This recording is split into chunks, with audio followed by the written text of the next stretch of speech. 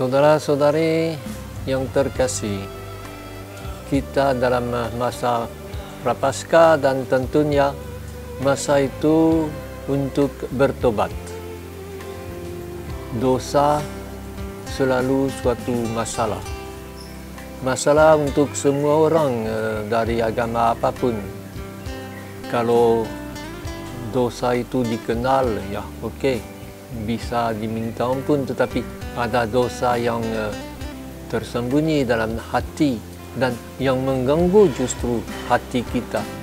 Seorang yang merasa dipuji tetapi tahu bahwa dalam hatinya ada yang tidak beres, dia anggap dirinya sebagai munafik dan dia perlu bisa bicara, sebut dosa-dosanya. Ini suatu yang diperlukan untuk merasa damai dengan dirinya sendiri.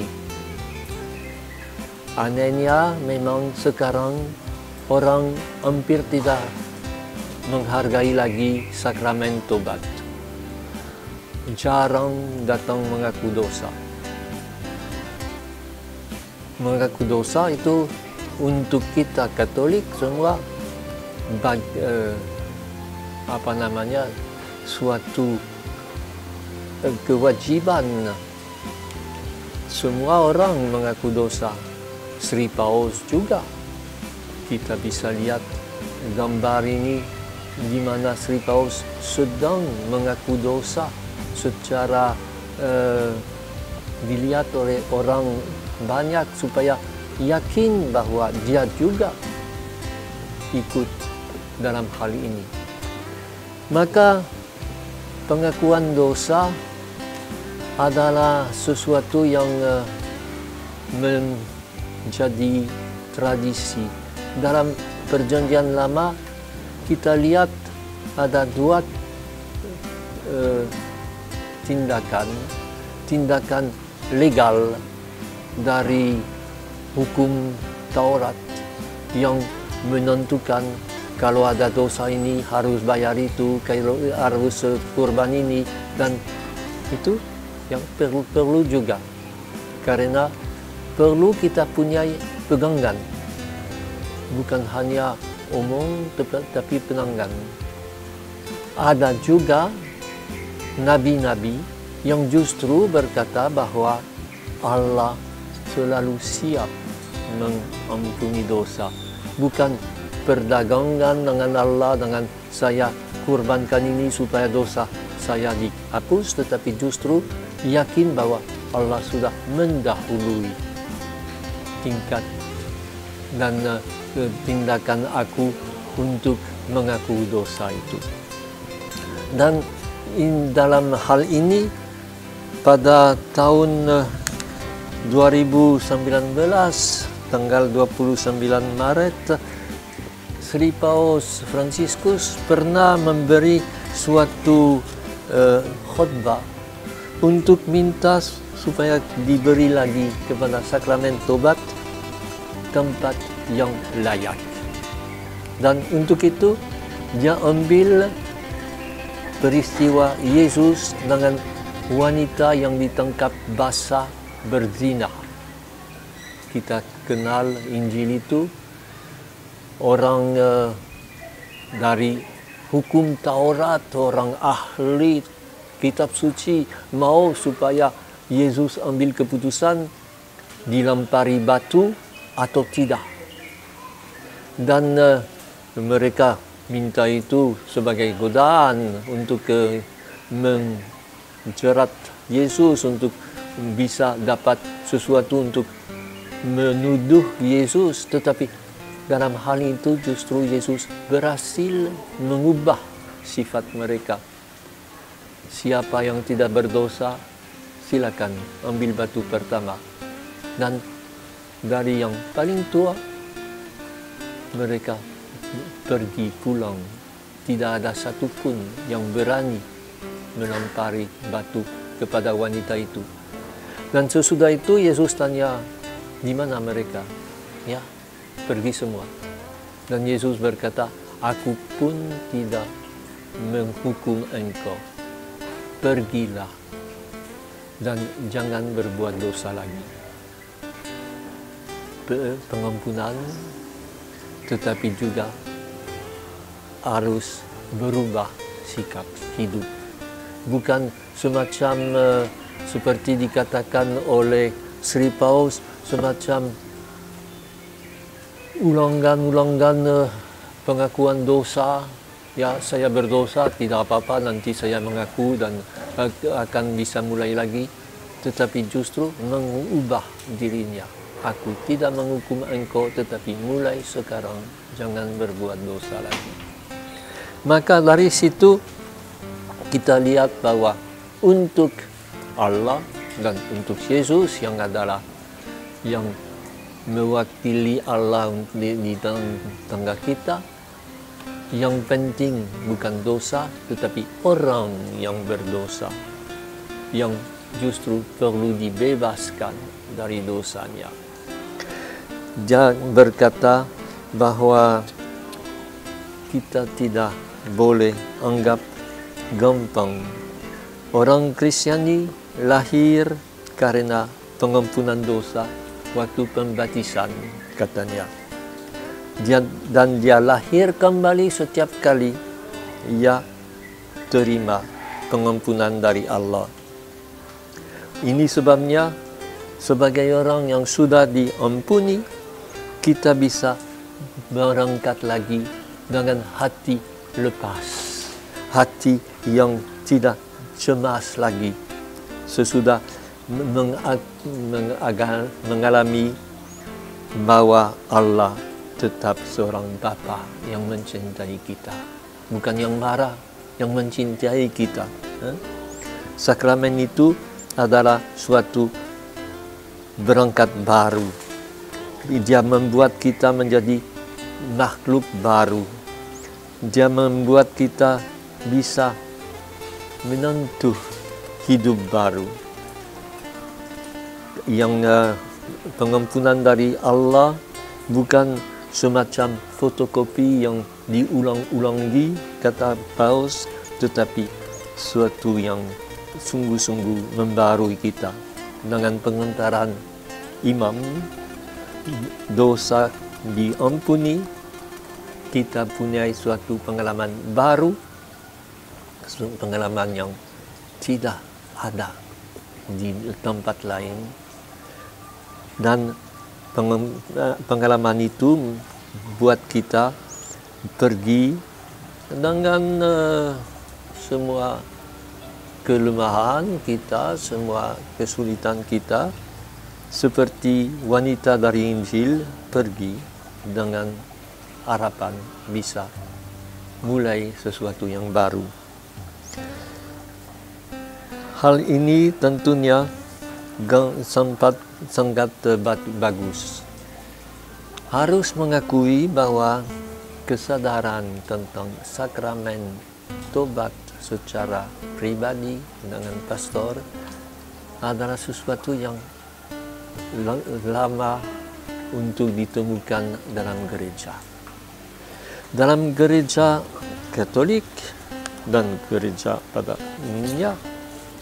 pada permulaan ada satu kali pengampunan dosa, semua dosa dari zaman dulu, yaitu pembaptisan. Dan diharap sesudah itu tidak akan berdosa lagi. Tapi ya, nyatanya jatuh dosa lagi. Maka dalam abad kedua, ketiga, masih diberi kesempatan satu kali bisa diampuni. Semacam pembaptisan baru, satu kali saja. Jangan harap lebih. Dan ini dengan syarat-syarat yang berat sekali. Memang untuk dosa-dosa yang berat, untuk dosa-dosa yang diketahui oleh orang ramai. Dan waktu itu orang yang mau menerima pengampunan akan terimanya dari uskup, hanya uskup. Dan sesudah satu saat di mana dia disingkirkan. Menurut beratnya dosanya, bisa jadi tidak boleh masuk gereja. Atau berdiri di belakang di gereja dengan menonton sampai akhir ibadat sabda. Sesudah itu keluar seperti semua orang yang belum dibaptis. Dan ini bisa selama 10 tahun, 20 tahun. Coba bayangkan. Akhirnya gereja juga menyadari terlalu berat semuanya itu. Terutama pada abad keempat, waktu biarawan dari Irlandia. Waktu itu Irlandia itu dipisahkan dari semua negara lain karena datang orang-orang yang disebut orang-orang barbar, orang-orang dari Jerman yang membuat semacam tembok. Maka di Irlandia berkembang agama melalui biarawan-biarawan yang di dalam masyarakat justru memberi kesempatan kepada umat untuk datang mengakui bukan hanya dosa berat, tetapi juga dosa kecil dari setiap hari.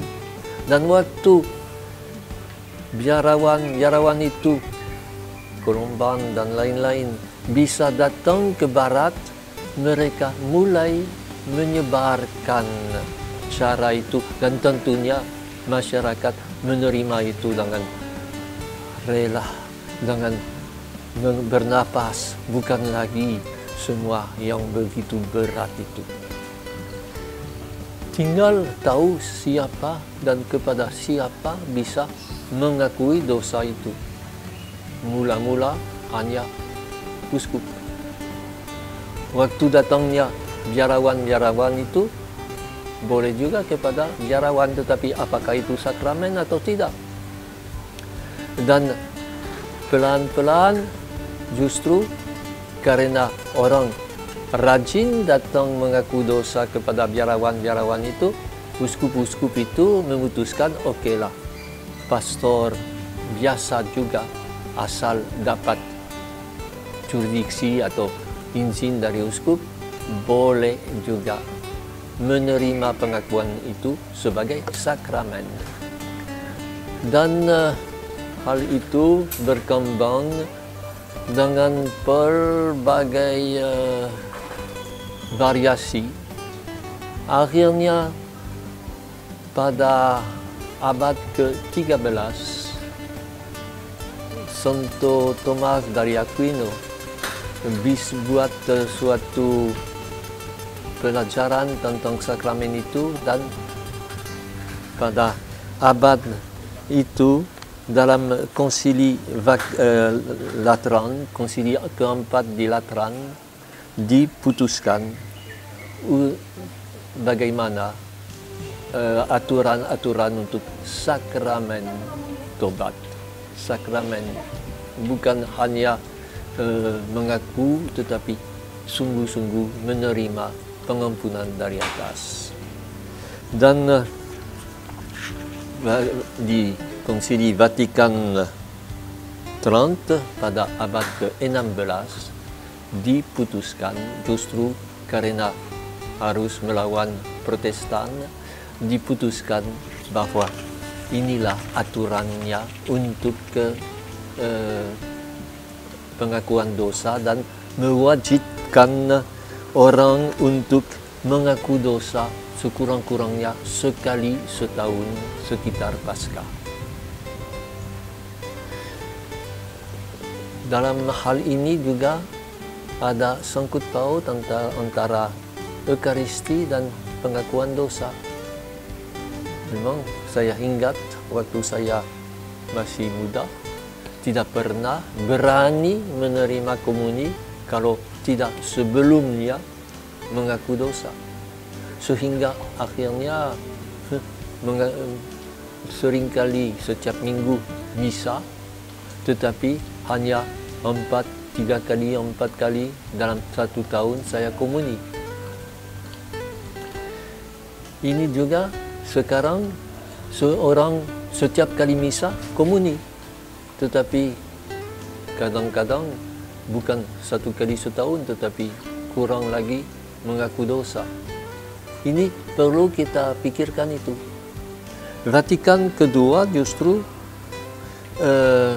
sudah mau membuat suatu pembaruan tentang sakramen itu. Pembaruan tentang Ekaristi supaya justru bukan hanya komuni 2-3 kali setahun, tetapi sungguh-sungguh mau menikmati hadirnya Tuhan dalam komuni, tetapi sekali juga membaharui semangat untuk menerima sakramen tobat. Di dalam itu ada sakramen tobat biasa secara pribadi dengan seorang pastor, bisa jadi dengan selebrasi bersama dengan persiapan, dan ini yang diharapkan suatu persiapan, karena yang penting dalam sakramen tobat ialah pemeriksaan batin, bukan hanya menerima pengampunan, tetapi justru sadar apa yang perlu kita perbaiki. Seringkali dalam masa-masa abad kedua, ketiga dikatakan bahwa sakramen tobat itu seperti kerja seorang dokter yang mau secara teliti tahu di mana sakitnya, apa yang perlu diobati.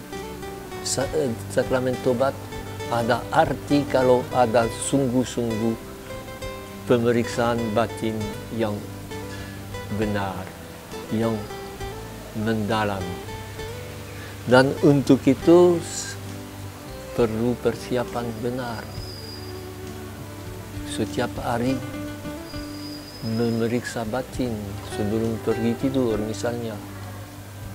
Setiap hari mau memikirkan sampai mana saya setia atau tidak. Dan dengan demikian dalam upacara atau selebrasi bersama dulu persiapan bersama, dan sesudah itu masing-masing datang mengaku dosa. Vatikan kedua juga memberi kesempatan kalau ada terlalu banyak orang dan tidak cukup pastor untuk semacam absolusi bersama, dengan catatan kalau punya dosa berat harus pergi juga untuk pengakuan pribadi. Ini semua dalam setiap keuskupan ada aturannya. Kita memang taat kepada cara uskup setempat menentukan, tetapi yang penting menemukan kembali perlunya sakramen itu, perlunya kita membebaskan diri dari rasa tertekan oleh kekurangan kesucian.